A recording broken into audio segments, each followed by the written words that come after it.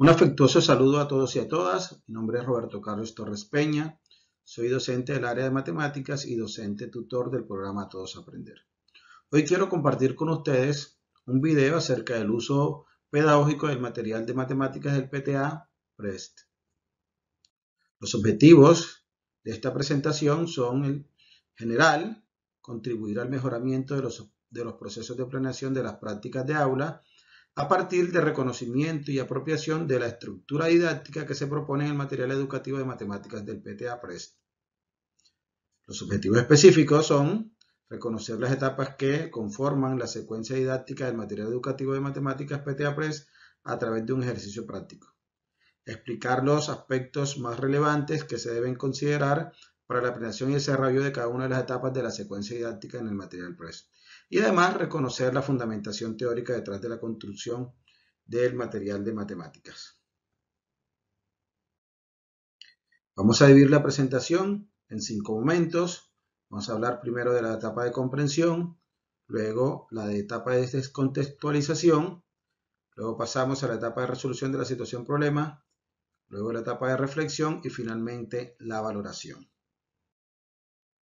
Iniciemos pues con nuestra etapa de comprensión. Es importante que conozcamos cómo están estructurados los materiales de matemáticas del PTA PREST. Debemos saber que el material presenta una secuencia didáctica que inicia con una situación, que se va a desarrollar a través de una serie de etapas, específicamente 4 etapas. La primera de estas etapas es la etapa de comprensión. En esa etapa de comprensión se hace la presentación del contexto. En este momento se hace el reconocimiento de los saberes previos y la familiarización con el contexto. Es importante que el docente identifique cuáles son los conocimientos con los que el estudiante cuenta en ese momento para enfrentarse a la situación problema.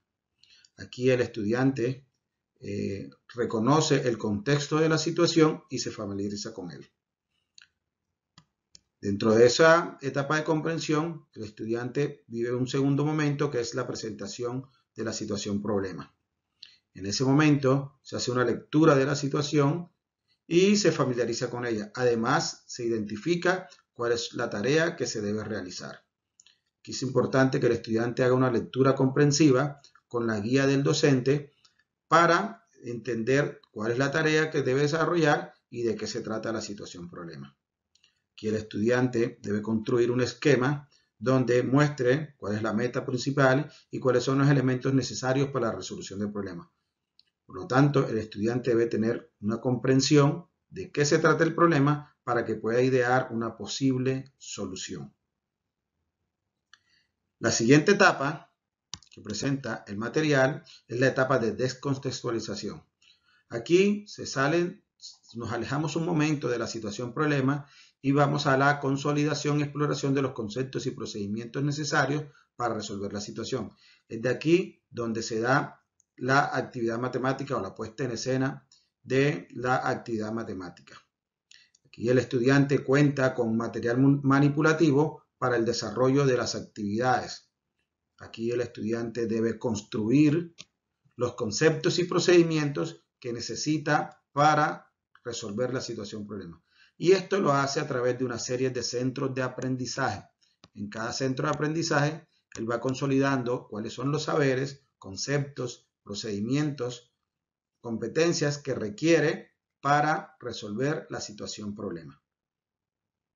Sigue la tercera etapa, que es la etapa de resolución de la situación problema, donde el estudiante, a partir de lo aprendido o de lo consolidado en los centros de aprendizaje, pone en marcha una propuesta de solución y resuelve la situación problema. Esto se relaciona con el proceso de resolución de Polya en la etapa de formulación y ejecución de un plan.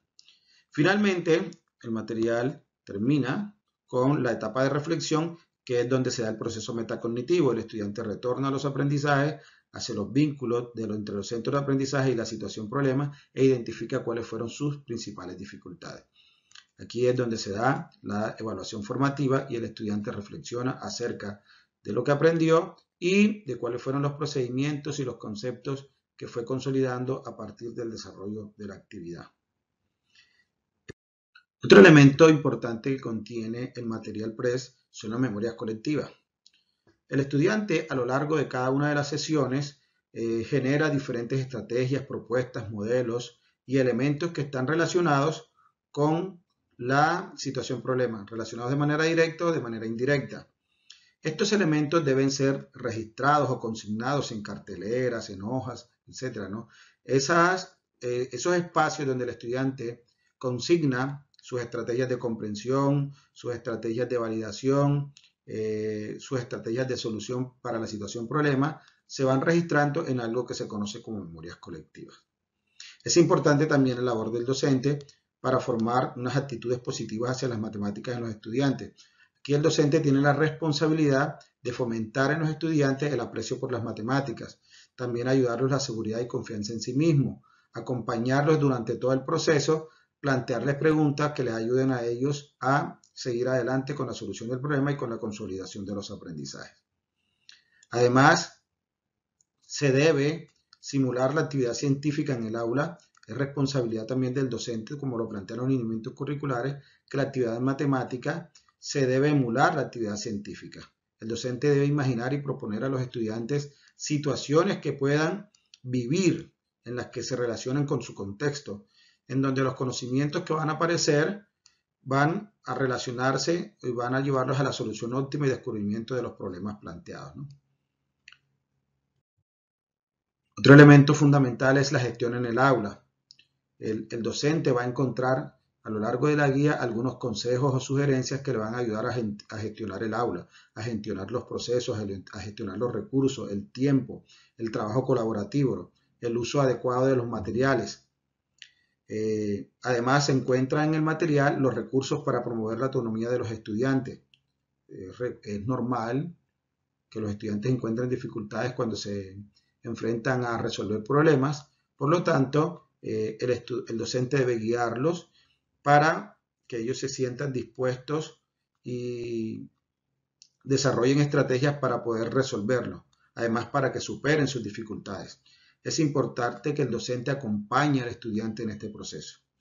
Aquí el material les propone estrategias al docente para que las comparta con los estudiantes en el sentido en el que él lo guíe para superar las dificultades, como por ejemplo, vuelve al esquema de la situación problema, consulta las memorias colectivas, consultar las hojas, lo que estoy aprendiendo en el cuadernillo del estudiante, utilizar material manipulativo, consultar el problema similar en el cuadernillo del estudiante, etc., ¿no?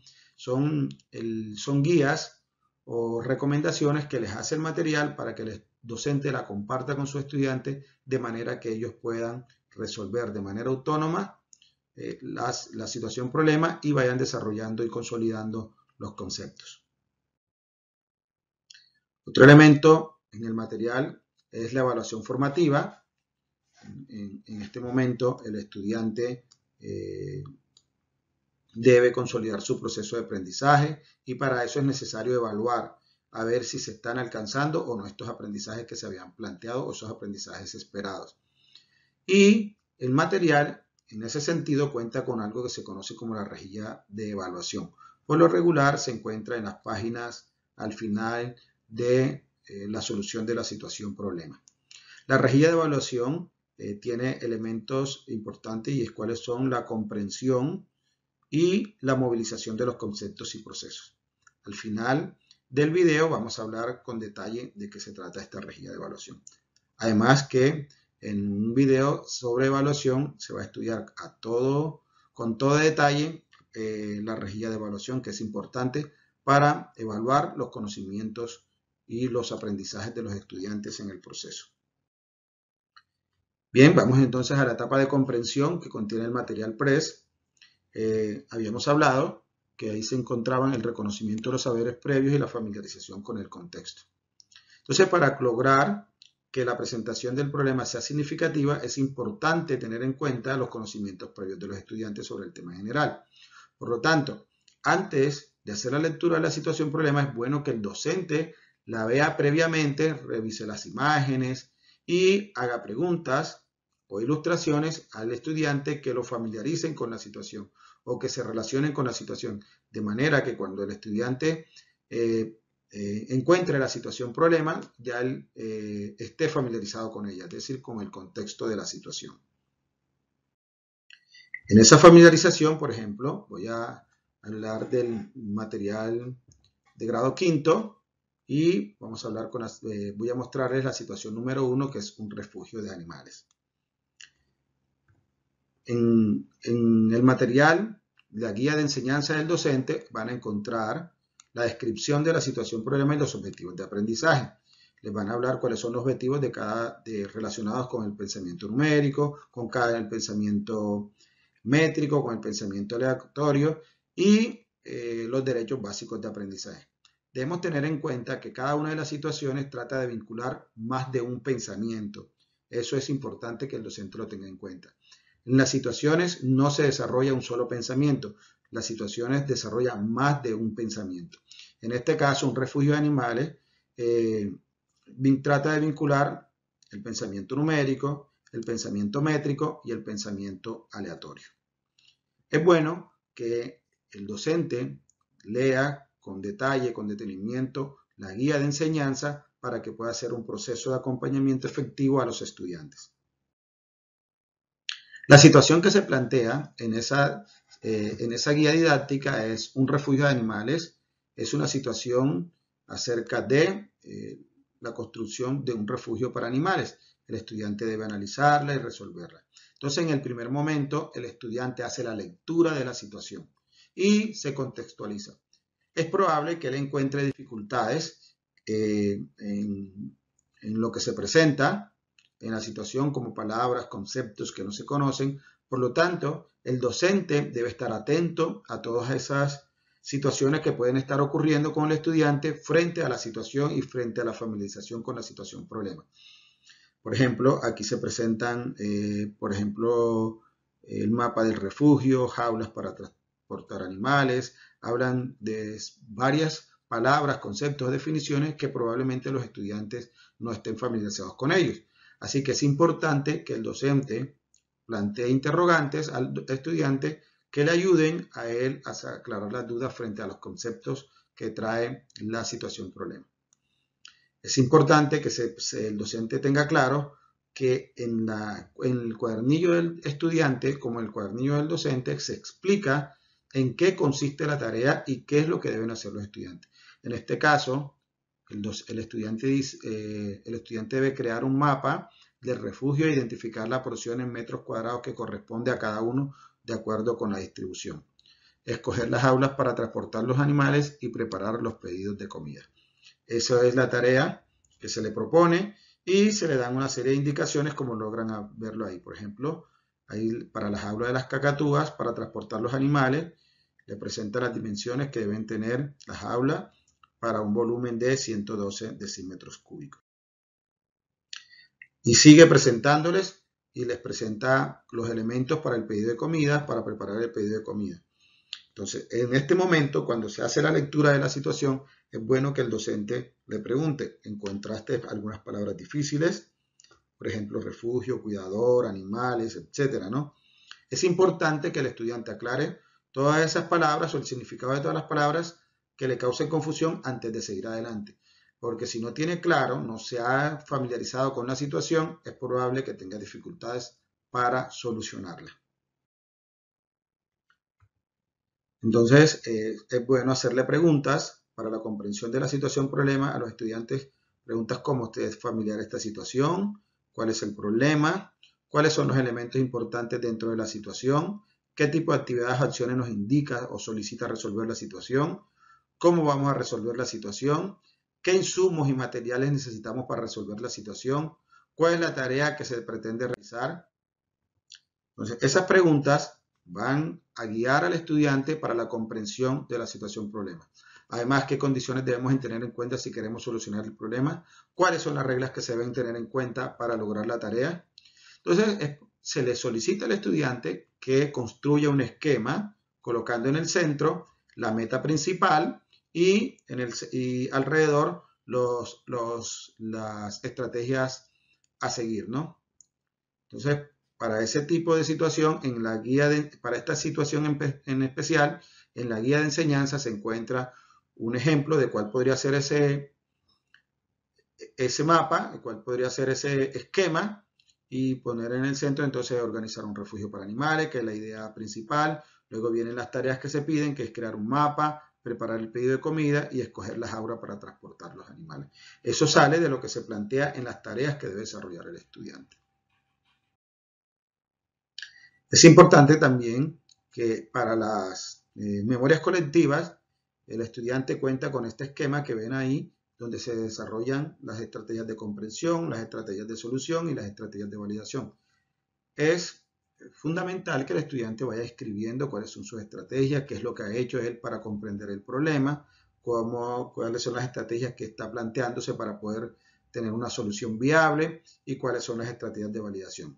Esto hace parte de las memorias colectivas que se van a encontrar en el material del estudiante para que él lo diligencie y se vaya guiando y le vaya sirviendo de referente a medida que va avanzando en el proceso de la solución de la situación problemática.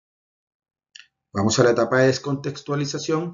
En la etapa de descontextualización salimos de la situación problema y entramos a los centros de aprendizaje a consolidar los conceptos y procedimientos necesarios para resolver la situación problema.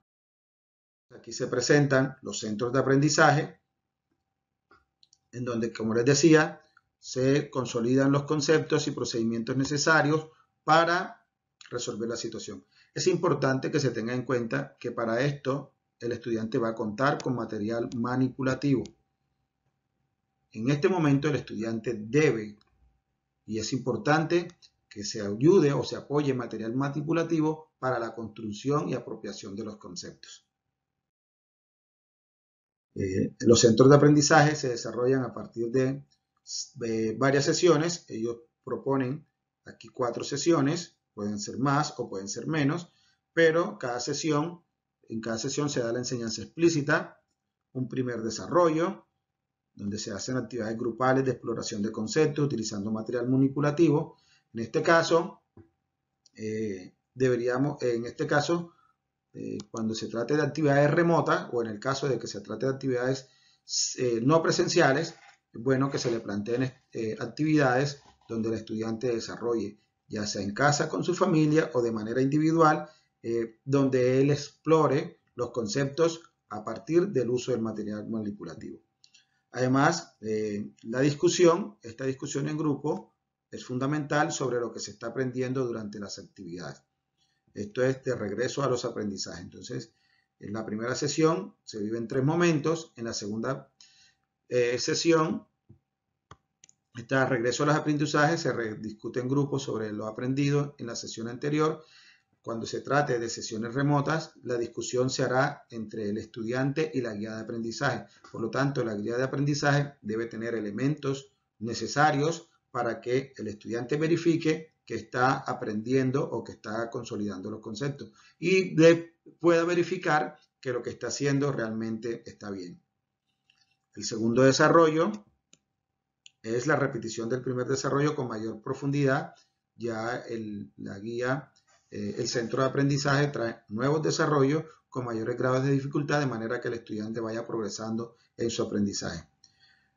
Otro momento que tiene la segunda sesión es lo que estoy aprendiendo, donde se dan unos registros escritos, ya que el estudiante debe registrar, hacer algunos ejemplos, algunos ejercicios y plasmarlos dentro del material, dentro de la guía, dentro de la guía didáctica.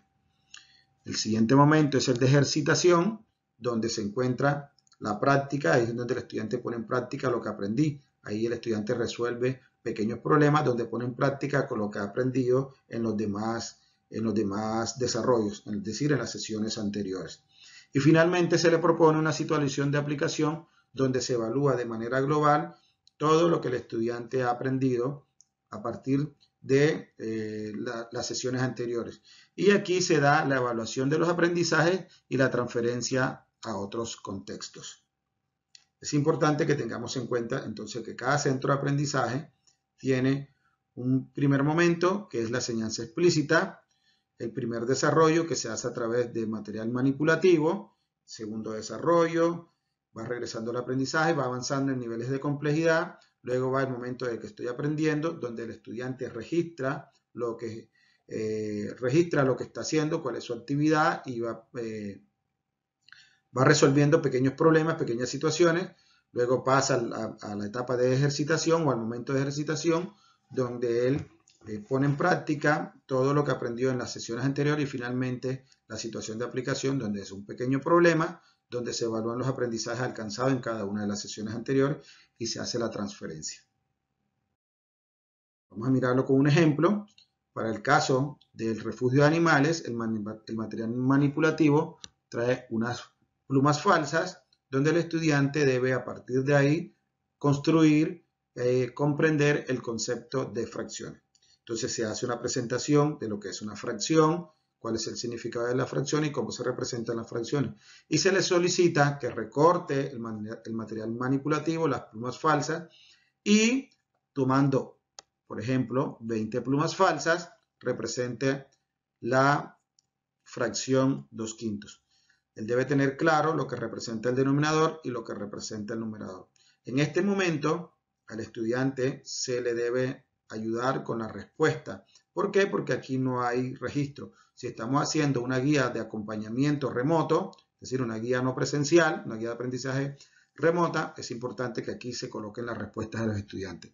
Entonces aquí dice, por ejemplo, 2/5, ya sabe que debe dividir 20 entre 5, que es 4, y tomar 2, porque el 5, el denominador, representa las partes en que se divide el total o unidad, y el numerador las partes que se toman.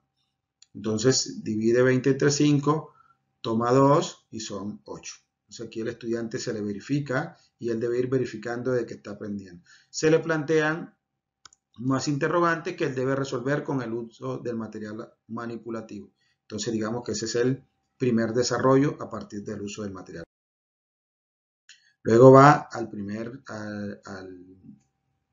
al momento lo que estoy aprendiendo, donde se le presentan ya situaciones y dice, por ejemplo aquí, representa una fracción cuyo denominador sea 100 y cuyo numerador sea inferior al denominador. Entonces él debe colorear aquí, él escribe la fracción y debe colorear cuál es la fracción, pero también lo debe colorear tanto en el cuadro como en el diagrama circular. Aquí escoge la fracción y la representa en el diagrama circular y en la cuadrícula. Entonces se le hace una pregunta, ¿la fracción es mayor que 2/5? Entonces él debe responder sí o no. Y así, a medida que va avanzando, el estudiante va consolidando sus conceptos y aquí sus conocimientos acerca de la fracción. Es decir, se hace una comprensión robusta del concepto de fracción. Seguimos con lo que estoy aprendiendo, se le siguen planteando problemas, pero además recuerden que aquí se da también la enseñanza explícita, por lo tanto se hace la conceptualización. Por ejemplo, aquí el concepto de porcentaje, se le aclara qué es el concepto de porcentaje para que luego él pueda trabajar como una fracción se puede representar a manera de porcentaje y cómo el porcentaje se puede representar a manera de fracciones. Vamos a la ejercitación. Recuerden que el siguiente momento de la ejercitación, donde él pone en práctica lo que ha aprendido en las sesiones anteriores y ya él hace registros. Aquí debe resolver unas pequeñas situaciones, unos pequeños problemas con lo que ha aprendido. Por eso se llaman ejercicios. Recuerden la diferencia entre ejercicio y problema. Un ejercicio es aquel que el estudiante puede resolver con los elementos cognitivos o con las propiedades o con las definiciones o con los procedimientos que él ha aprendido anteriormente. Por lo tanto, aquí estamos en la etapa de ejercitación porque lo que va a resolver son ejercicios. ¿Okay? ¿Por qué? Porque son ejercicios porque él los puede resolver con lo que ya ha logrado aprender en las demás sesiones. Entonces se le plantean y él va registrando lo que va desarrollando.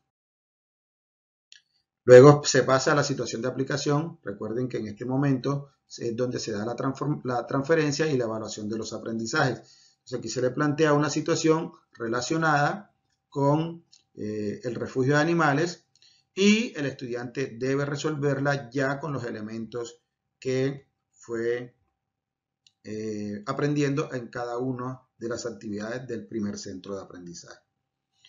Cada uno de los centros de aprendizaje traen esta estructura. Aquí les presento a manera de ejemplo el centro número 1.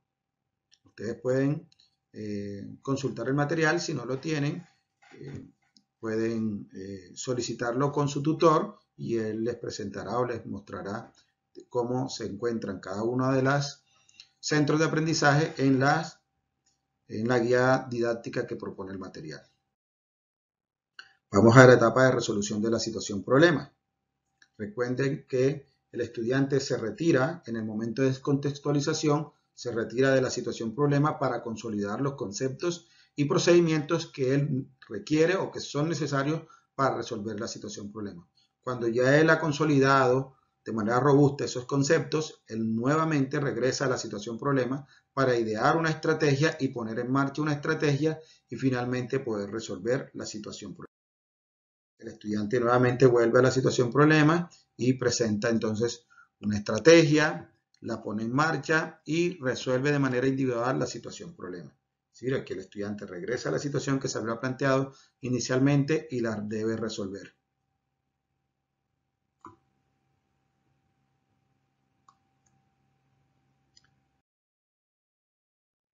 Luego, aquí es bueno que el docente indique a los estudiantes que se va a considerar de nuevo la tarea presentada en la situación problema. En primer lugar, retome los conocimientos obtenidos previamente con la ayuda del esquema de la situación para luego volver a las etapas de la tarea. Permita que los estudiantes expliquen con sus propias palabras, denle la oportunidad a los estudiantes que conversen, que hablen, cómo fueron desarrollando la actividad, cuál es su idea para resolverla, cómo la van a hacer o cómo la han resuelto. Esto sí se hace en el aula de clase. Si se hace de manera remota, aquí entonces el docente guía, es decir, a través de la guía de aprendizaje, debe establecer una comunicación, un diálogo con el estudiante que le permita a él hacer preguntas y de una vez respuestas dentro de la misma guía de aprendizaje sobre el cómo se dio el proceso de solución de la situación problema. Aquí se le aconseja al estudiante, el docente debe aconsejar al estudiante que retermine el esquema, que recuerde que tenía que organizar un refugio de animales, para lo cual él necesitaba crear un mapa, también necesitaba los alimentos, preparar el pedido de alimentos y cómo iba a transportar los animales. Entonces ya él, con los centros de aprendizaje desarrollados, tiene unos elementos que le ayudan a tener una mejor comprensión del esquema y de la situación problema, por lo tanto ya él debe estar preparado para resolverlo. Entonces se le preguntan cosas como qué aprendieron en los centros de aprendizaje, qué les puede ayudar para resolver el problema, definan la estrategia y finalmente resuelvan la situación planteada. Si estamos en el aula de clase, se les pide que hagan marcha silenciosa, donde muestren sus estrategias, donde los estudiantes muestren lo que están haciendo, cómo lo hicieron, etcétera, ¿no? Pueden hacerlo a través de carteleras o mostrando sus memorias colectivas. Pasamos finalmente a la etapa de reflexión y es donde se da el proceso metacognitivo. Entonces se retornan a los aprendizajes, se establecen los vínculos entre el centro de aprendizaje y la solución y la situación problema, e identificar las dificultades principales.